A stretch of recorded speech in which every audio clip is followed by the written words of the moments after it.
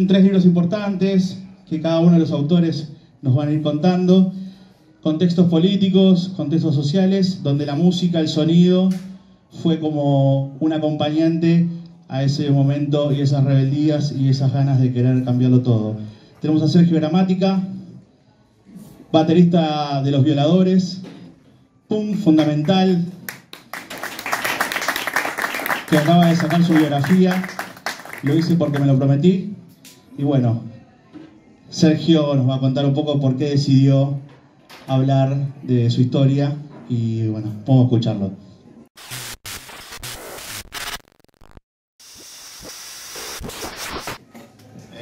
Bueno, ante todo, buenas tardes a todos. Gracias por estar acá, en este lugar bárbaro, que la verdad que es la primera vez que vengo y es impresionante la cantidad de variedad de libros que hay. Decidí escribir este libro a partir de que se habían escrito varios libros de violadores y toda la época del principio del punk, de los 80, pero hecha por otra gente, por periodistas, gente que había estado, o gente relacionada, pero más de afuera. Y bueno, decidí escribir este libro en primera persona, justo cuando empezó la reunión nuestra en 2016, que hicimos el Luna Party, una serie de giras. Y bueno, quise dar mi versión de los hechos a partir de mi experiencia propia, ¿no? Luego lo intercalé con varias cosas, tipo hay un capítulo dedicado a la poesía surrealista que a mí me impresionó mucho. El primer libro que yo leí en el año 78 de Patti Smith, que era Babel, de Editorial Anagrama. Y luego toda la historia de violadores del príncipe, en realidad es de Los Testículos del año 78, que nosotros debutamos en el Colegio Cuba en diciembre del 78. Estamos hablando de la época de la dictadura, ¿no? De los principios. Después yo le cambié el nombre, puse Violadores, y ahí empezó toda la escena punk, que en realidad en la primera época de los 80, como siempre decía Pil, estábamos en soledad, porque estaban bandas como Virus o Soda Stereo, que eran más pop, Sumo, que un poco más estamos relacionados con nosotros. Nosotros éramos la única banda punk del momento. Estaban los Laxantes con Gamexan, y había un par de, pero que digamos quedaron ahí, se separaron, y bueno, y seguimos nosotros. Y bueno, escribí toda esa secuencia, ¿no?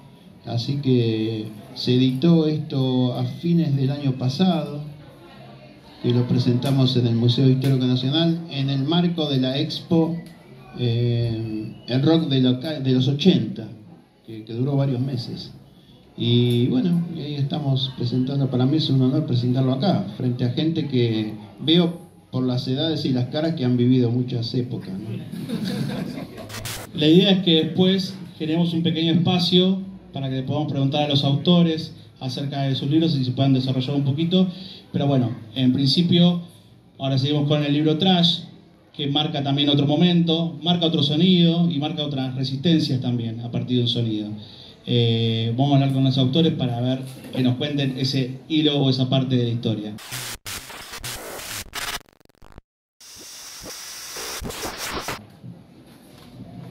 ¿Qué tal? ¿Cómo va?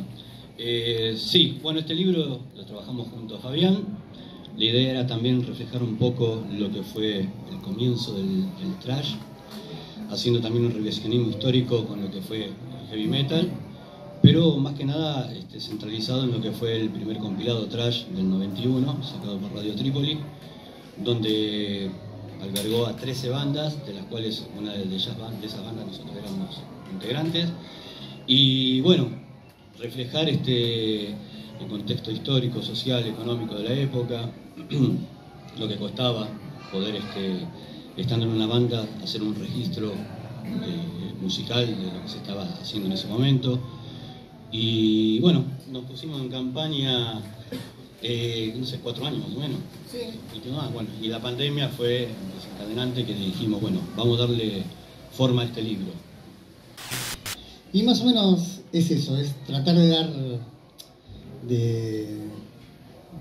dar testimonio de lo que fue ese momento, que muchas veces cuando uno se pone a analizar cosas, es como cuando comparás, ¿no? Te dicen Messi o Maradona y son distintos los contextos. Entonces yo a veces me pongo a pensar en eso, en que es muy importante dar el contexto en el cual se daban las situaciones. Como bien decía Sergio, no era lo mismo una banda punk en el 78 que una banda punk hoy, porque son distintas las cosas que se plantean, son distintos los caminos. Nosotros como bandas y como público éramos hijos de Los Violadores, de Riff, de B8, fundamentalmente B8 para la música que veníamos haciendo. Así que tratamos de dar un pantallazo de eso y rescatar las historias de esas 13 bandas del compilado, que fue el primer compilado de este estilo. Y convengamos que buscando información y todo, llegamos a esta información de que el año en que sale este compilado se editaron solamente 10 o 12 discos de heavy metal. Ahí nos da una pauta de lo difícil que era editar, ¿no? Ni hablar de llegar a un sello, ¿no? Estamos hablando de había muchas ediciones independientes y que también eso es otro contexto. En esta línea de tiempo que vamos recorriendo, donde está Lo hice porque me lo prometí de Sergio Gramática, Trash, viene como una tercera etapa dentro de la música, dentro del sonido, dentro de la escena, en este caso hardcore punk, que es la aparición de Fan People, donde cambia también todo un lenguaje dentro de la escena punk, que de alguna forma también levanta un montón de cosas que se venían haciendo. No es que Fan People las inventa, sino que estaban pasando. Lo que hizo fue amplificar un poco más todas esas disidencias y esa contracultura, ¿no? Beto Alfaro, con La mayor protesta es el amor, decide tomar ese punto o esa parte de la historia y bueno, vamos a conocer un poco de esa construcción.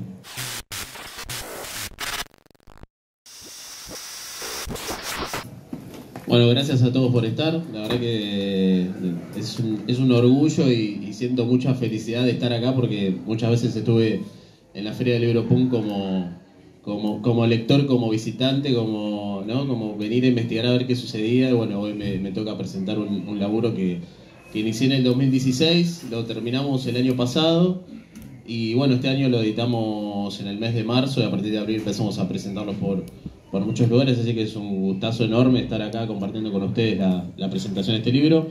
Como decía Seba, yo intenté a través de las respuestas de los entrevistados justamente recrear, ¿no?, lo que fue la aparición de Fan People a partir del 94 hasta el año 2000, 2001 y mucho tiene que ver con lo que se generó del escenario hacia afuera. Y esto tenía que ver con un montón de vínculos que la banda tenía en aquel momento, con colectivos políticos y contraculturales de aquella época que eran de alguna manera cierta resistencia, ¿no?, a todo lo que sucedía en aquella década, una década nefasta, con dos menematos, con mucha desocupación, fábricas cerradas. Siempre recuerdo que aquella época es donde vi a mi viejo volver con el bolso de trabajo y justamente era porque lo habían echado.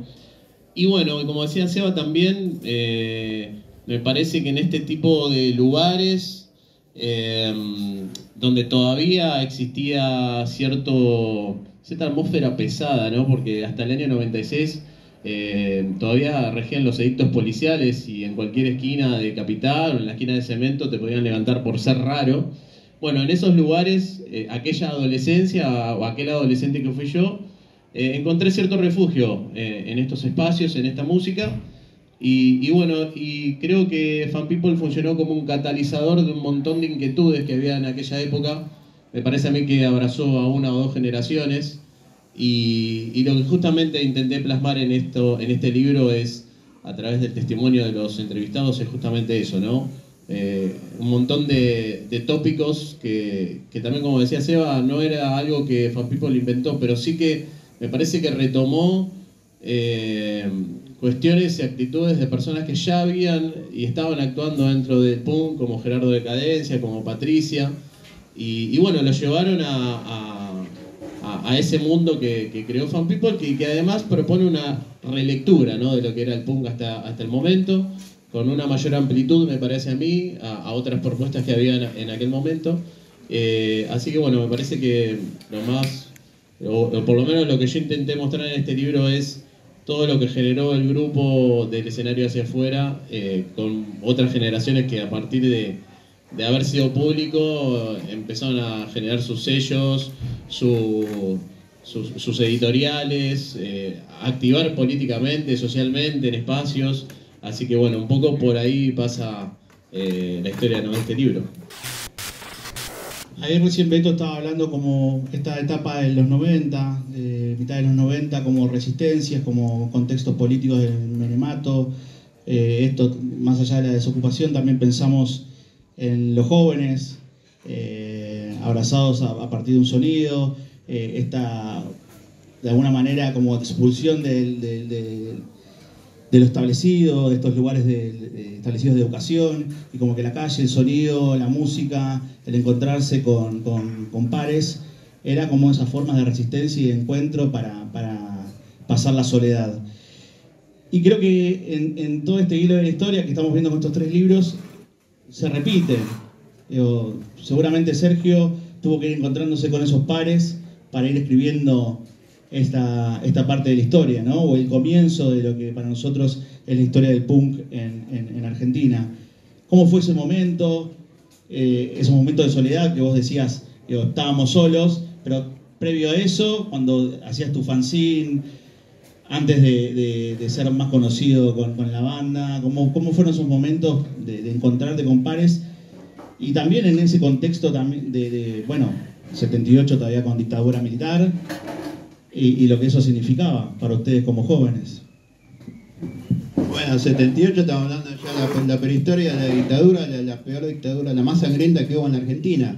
Nuestros pares eran Gamexan, Edolaxantes, Alerta Roja. Al principio empezó Sumo, que él venía de Europa, el tipo tenía esa cierta... unas visiones parecidas a nosotros, que nunca había hecho nada y venía acá para evadirse de la heroína y todas esas cosas. Son los principios. En un momento nosotros, entre la parte de lo que fue los testículos con Harry B y la iniciación de Violadores con el cambio de nombre que yo le puse, yo hice el fanzine Vaselina en el año 1980, que fue el primer fanzine punk acá, porque lo que yo leía en las revistas, sobre todo, bueno, era Pelo y Expreso Imaginario. No me convencía, entonces quería hacer mi propia escritura de mis visiones de la escena local, más que nada, ¿no? Y luego se lo pasé a Patricia y a Marcelo, el segundo número, y a partir de ellos empezaron con eso. Pero bueno, nuestros pares eran eso, y seguíamos evadiendo policías, comisarías, como ya se sabe la historia, ¿no? Pero siempre con la convicción y la actitud de seguir adelante con el punk. Parecía que el punk era una aventura imposible de Argentina, yo nunca pensé eso. Porque ya el rock ya venía de la década del 60, era algo que ya se había impuesto en la dictadura de Onganía, con Morris, con los Beatniks, con los Gatos. Y yo digo, bueno, yo que soy fanático, me declaro fanático de los Ramones, cuando escuché a los Ramones digo, no, esto tiene que estar acá. Esto no puede no estar acá, ¿viste? Había que duplicar la energía y había que decir lo que estaba pasando acá. Porque ellos hablaban de New York y todo lo demás, pero nosotros hablamos de lo que pasaba acá. Y así fue lo que, digamos, fue el germen de lo que fue el primer disco que grabamos en el año 82, en plena guerra de Malvinas. Y ahí están todas las letras que ya todo el mundo debe saber, no sé. Ya más que eso no sé qué decir. Y en el caso de Trash, más allá de lo que significa esto que ustedes remarcaban, de sacar un disco, de lo que costaba, grabar un demo, llevar adelante un show, encontrarse con la apertura del 1 a 1 y los shows extranjeros, empezar a competir con eso. Hay una resistencia también del metal, del thrash, del heavy en la calle, en los barrios. ¿Qué mirada tiene el libro acerca también de esas resistencias, más allá de lo imposible que era grabar un disco, llevar adelante un show, ¿no? Porque están esas formas de resistencia de esto, de los pares, como recién hablaba. ¿Qué mirada hay acerca de estos chicos y chicas que habitan el thrash o el heavy metal? Bueno, sí, yo creo que toda esa parte, digamos, post-dictadura fueron tiempos de apertura total. Y eran momentos de encuentro verdaderos y momentos en los cuales también no existían por ahí demasiadas barreras. Yo me acuerdo de poder ir a ver a Violadores y a Riff, y después iba a ver a Don Cornelio y la Zona, y después iba a ver a Los Redondos, no sé. Entonces, y era todo parte de una contracultura, o más que una contracultura, a mí me gusta llamarlo subcultura. Porque me parece como que la contracultura muchas veces está dentro de la cultura. Y eran cosas, como bien decía Sergio, que todavía no estaban muy impuestas acá. Entonces está bueno ponerlo desde el término de subcultura, me parece. Y bueno, yo soy de La Matanza, ¿no? De La Ferrere. Nosotros mucho de lo que tocamos, lo tocamos en provincia. Pero también creo que lo que sabemos, y creo que hoy debe pasar algo parecido, la cosa se cocinaba en capital, ¿no? Había que venir acá. Entonces había toda una cuestión de logística y de cosas que si no lo hacías encontrándote con otras personas era imposible hacerlo. Entonces estaba esto copado de tener que organizar una fecha allá, invitar bandas de acá. Entonces mucho me pasaba con Fan People también, o con bandas de punk, que era esto de empezar a intercambiar. Entonces uno podía ir a tocar, no sé, a La Ferrere, y después veníamos a tocar a Almagro, y después ibas a La Plata, y se iba formando un circuito que era muy rico, porque yo creo que era rico desde las falencias, ¿no? Desde lo que no se tenía. Se buscaba fortaleza de lo que no se tenía, y como mucho de lo que pasa acá, y yo calculo que en los 3 libros debe pasar lo mismo, esta cuestión de lo que costaba, y lo que costaba publicitariamente, hacer una fecha. Hoy en día, bueno, parecería fácil, decís, tirás y haces un flyer. Antes de la fotocopia, cortar, Plasticola y pegar el claro, salir a la calle, empapelar todo, claro, era. Y había un amor ahí, había una cosa de una actitud, claro. Claro, era todo un desafío. Armar una fecha era todo un desafío. Y además que tampoco era que decíamos, bueno, no, nosotros no queremos transar. Tampoco había productoras que le daban bola al heavy metal en ese momento, ¿no? Entonces lo tenías que hacer vos mismo, al igual que el punk. Yo creo que en ese momento, en mediados de los 80, principios de los 90, esa fusión entre punk y el metal más extremo estaba evidente. Y nosotros por lo menos compartíamos fechas con bandas de hardcore, de punk, y era muy rico eso, porque no había diferencias. Y más en La Matanza, que bueno, de paso tiene un chivo que estamos escribiendo otro libro sobre la movida de La Matanza en los 80 y los 90, estaba esto de que no existían demasiadas divisiones, ¿no? Hay veces como que parecería como que uno tendría que enfocarse, no, somos trash, somos punk, y en ese momento no había tanto de eso, había más la necesidad de juntar y de llevar gente. Acá en el libro por ahí hay historias que están buenísimas, nos cuentan los pibes de Escabio, que tocaron con Viejas Locas en un momento, ¿viste? Y vos decís, hoy en día parecería una banda de trash, death, con una banda rolinga, pues es imposible, pero en ese momento pasaba. Entonces me parece como que ahí había una unión que es lindo rescatar, está bueno rescatar y ver esto, ¿no? Es imposible comparar épocas, pero es necesario ponerlas en el contexto para que eso que estamos contando tenga una fuerza verdadera. Me parece que en el libro de Beto se nota, y seguro no leí el de Sergio, pero seguramente también, así que parece que es eso. Hablando esto de anécdotas y de construcciones que fueron haciendo de la memoria histórica, de los que habitaban los lugares, espacios donde van surgiendo estas historias, Beto, ¿tenés alguna dentro de esos diferentes diálogos que tuviste que te llamó la atención, que te haya generado alguna especie de ruido de esta generación que, como decían los chicos recién, aprendieron a ser productores a partir de esto, de generar conciertos tal vez en un patio? Me parece que hay como muchas historias ricas para rescatar de pibes que eran público y terminan siendo como parte de un colectivo, ¿no? Sí, yo no sé si es ruido lo que sí me generó en algún momento, pero está bueno esto que nombrás de de que con Fan People se empezaron a crear o se creó un circuito al margen del circuito de los lugares de rock establecidos para tocar, ¿no?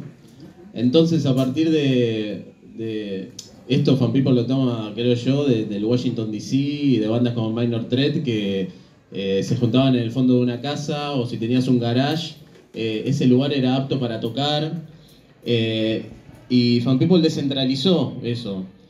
Tocaban en centros culturales, en el fondo de una casa, en un patio, en una sociedad de fomento. Y eso es lo que hizo también a la banda muy federal, porque no hacía falta que seas un productor, que tengas una productora en el interior del país. Si te gustaba la banda se comunicaba con vos y te decía, mirá, esto tendríamos que tener como para armar un recital. ¿Vos tenés el espacio donde entran 200 personas? Sí, el fondo de casa. Ok, vamos. Y esto sucedió en un montón de provincias. Quizás uno de los lindos ejemplos es la gente de Tucumán que aparece acá, como Fito Bubet, que, bueno, como pasa siempre, ¿no?, en lo que es considerado el interior del país, muchas de las cosas, como decías vos, sucede acá, en Buenos Aires, capital. Y en Tucumán, por ejemplo, sucedió que cuando Fan People fue a visitar esa provincia por primera vez, ellos fueron con todo un material político y social para compartir a través de fanzines y publicaciones. Y a partir de ese recital se empezaron a formar bandas allá y empezaron a tener esa idea de no solamente compartir música, sino de empezar a crear sus propias publicaciones. Y bueno, los chicos de Tucumán lo cuentan y lo dicen, que justamente a partir de esa visita de Fan People, también con la gente de la 448, se creó una especie de escena hardcore punk en Tucumán. Y bueno, esto también se replica en otras provincias. Así que eso es, quizás es uno de los tópicos que aparecen en el libro, que me parece como muy relevante, ¿no? Romper un circuito de rock. Parecía que si vos no tenías ciertas condiciones no podías tocar en tal lugar, y bueno, acá no, acá era, vamos a tomar ese lugar, tocamos y ya, y se hace el concierto. Y bueno, más actitud punk que esa, ¿no? Creo que no hay, por lo menos en una parte de la historia. Bueno, en principio tenemos el por qué un poco se cocinaron estos 3 libros. Me gustaría por ahí ahora abrir un poco el juego para si alguien tiene preguntas para hacer, para desarrollar un poco más a partir de estos relatos e historias que hoy tienen formato de libro, que alguna vez en el punk siempre fue un fanzine y hoy que va rompiendo la barrera y por suerte se van generando cada vez más publicaciones y libros acerca de la historia reciente y del pasado, y también del presente, que es interesante. Así que si alguien quiere hacer alguna preguntita, está abierta la mesa para eso. Uy, qué silencio, qué timidez. Acá, vamos, si quieren dar una vuelta para agregar lo que tengan ganas. Y me quedé con esto que decía Beto también, que además esta subcultura no solo era musical, ¿no? Y las publicaciones y todo. Yo creo que los 80, los principios de los 80, post-dictadura también, fue muy fuerte esta confusión que se daba, poner el paracultural, donde por ahí tocaba, no sé, una banda punk y después estaban las Gambas al Ajillo y después Batato Barea recitando. Entonces había una cuestión que esa subcultura se retroalimentaba y vos tenías acceso a cosas que por ahí no ibas a un recital de poesía en su momento, pero yendo al paracultural ibas a ver a todos tus muertos y de repente te encontrabas con esto que decía, no sé, o los Meshi, o las Gambas al Ajillo, y salías enriquecido. Yo creo que fueron momentos de enriquecimiento cultural para los que fuimos jóvenes en esa época. Y ya como viste, esos recuerdos de esto como de viejo choto, ¿no? Suena como decir, ¿te acordás aquella época? Pero me parece como que era muy lindo esa retroalimentación. Y algo parecido escuché una vez decirle a Beto Samarvide, que había dicho esto, decía, bueno, B8 tocando en el paracultural y después, no sé, no me acuerdo bien a quién había citado, pero digo, Eso era loco. Hoy en día parecería imposible, como esto que hablábamos recién de que una banda de death metal toque una banda de rock rolinga. Eran cosas que al estar todo por hacerse, se hacía sin importar demasiado en dónde, el cómo, y lo importante era que salga. Y todo, y las publicaciones lo mismo. Claro, era eso, que suceda. Sí, era una explosión multiartística. Nosotros, a los Viladores nos tocó hacer una invitación que nos hizo Marta Minujín, estamos hablando de una artista más grande del mundo, de la escultora, en el Centro de Artes y Ciencias. Y estaba, claro, venía de la década del 60. Y bueno, y estaba Federico Manuel Peralta Ramos haciendo su poesía, que a mí me encanta. El absurdismo ese que tenía, porque el tipo interpretaba. Y nosotros tocamos 3 o 4 temas, nos echaron. Pero bueno, pero por lo menos. Después en el Paracultural sí, estaban los Messi, había mucha gente. Bueno, hay que reivindicar también la figura de Omar Chabán, por más que ya pasó lo de Cromañón, pero yo hablo del antes. Y antes del Cemento, que era el Café Einstein, que tocaban los Twists, tocaba Sumo. Era un lugar era esto, más chico que todo esto. Esto es muy grande, ¿viste? Claro, ahí debutó Sumo antes de llamarse Sumo. Nosotros tocábamos los jueves o de estéreo los viernes. Bueno, era una cosa como dice él, sí. Hoy en día está todo más segmentado, ¿viste? Es difícil que todo eso se una. Por eso que esto es muy bueno, porque hay una variedad literaria muy grande acá, como para que la gente pueda elegir lo que quiera, ¿no? Y bueno, ese fue básicamente el do it yourself que decían los londinenses, de hacerlo por vos mismo, del punk rock, sigue vigente. Viste que los expitos se equivocaron cuando dijeron No Future, porque mira, estamos hace 40 años y todavía estamos acá. Era mentira eso. Pero bueno, pero Nevermind the Bollocks queda como la Biblia del rock. Es un disco ineludible. Y los Ramones y todo, ni hablar. Pero bueno, esto sigue. La poesía, todo sigue. A ver. No, más que nada focalizar de que tanto lo que fue el punk, el trash, la movida de los people, reconocer que todo fue muy under. Arrancamos de muy abajo, nos costó siempre, descubrir también, que se comentó recién, ¿no? Que no solamente era la capital donde uno podía hacer un poco de barullo, sino que bueno, reconocer y encontrar, por ejemplo, como él mencionaba, La Matanza. Nosotros tocamos un montón de veces ahí y era increíble lo que se lograba juntándote con otras bandas, pedir una sociedad de fomento, hacerlo todo muy humildemente, ¿no? De corazón y previo asado y todo, ¿no? Totalmente.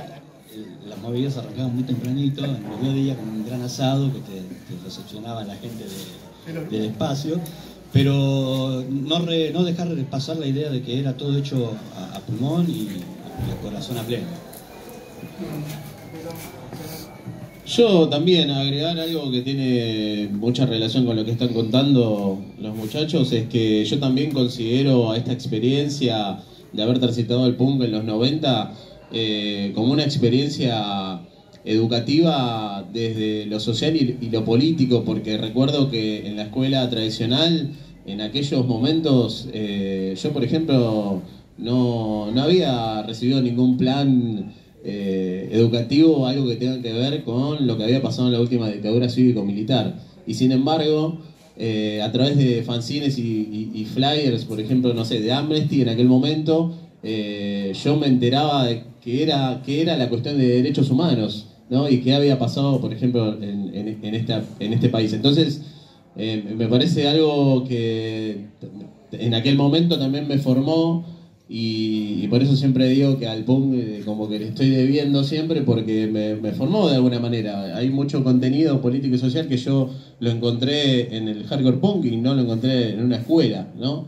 Entonces, también, ¿no? Lo valioso que tiene que ver, ¿no? Todo esto que circulaba y que todavía sigue circulando a la hora de uno crecer y formarse.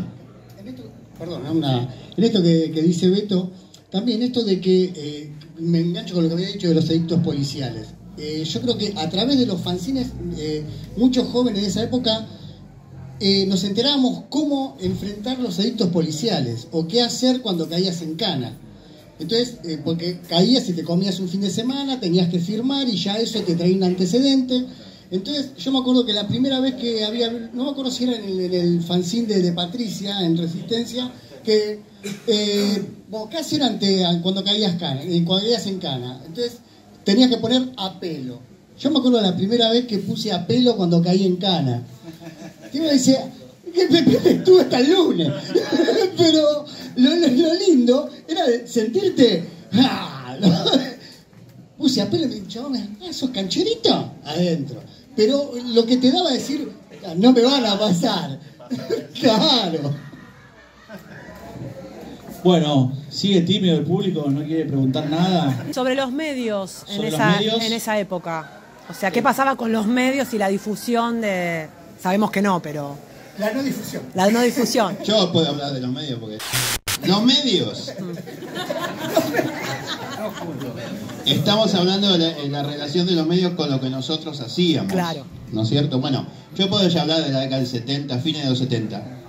El establishment de la prensa musical acá, hoy se habla mucho de los medios hegemónicos, eso existió siempre, no es de ahora. Ahora ya es un asco, una exacerbación total, pero era, bueno, él lo decía bien. Por ejemplo, a ver, el heavy metal era solamente los tipos que te daban clase, tipo Led Zeppelin, que es una buena banda, pero yo que soy fanático de Black Sabbath, lo tenía medio... A Sabbath es el iniciador de todo el doom, del stoner, de todo el trash, ni hablar. Bueno, ni hablemos del punk. Eran los Pistols, los Ramones, que duraban, para ellos duraban 15 minutos. Imagínate lo que era acá.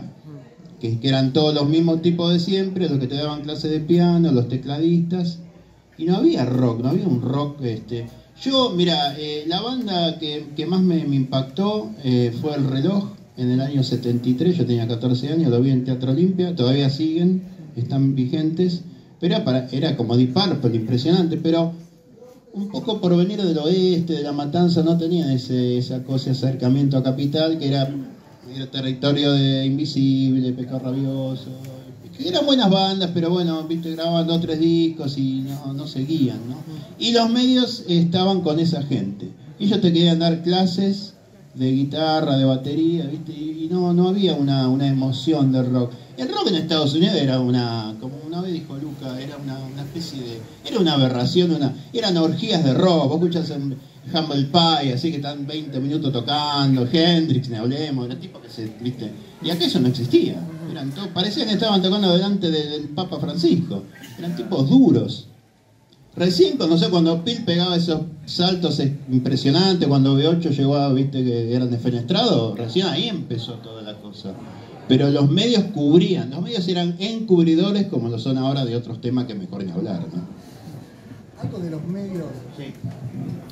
Con esto que dice Sergio, es verdad. Y muchos medios pedían un profesionalismo que no lo tenían los mismos medios.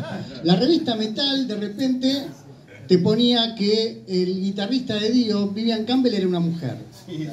¿No? Tenían un nivel de desinformación, pero los tipos a B8 lo defenestraban. Decían que eran horribles, y ni hablar después de la pelea de los B8...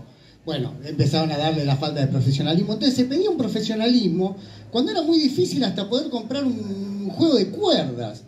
Entonces era muy jodido, un sonido que era totalmente distorsionado, un ruido que uno lo disfrutaba igual porque era lo que había, pero muchos medios pedían algo que era inexistente y que ni ellos mismos podían llegar a lograrlo. ¿Sí? ¿Querés agregar algo, Beto? Sí, también con los medios, no me acuerdo si era Demolator, Destructator, que salía... Criticator.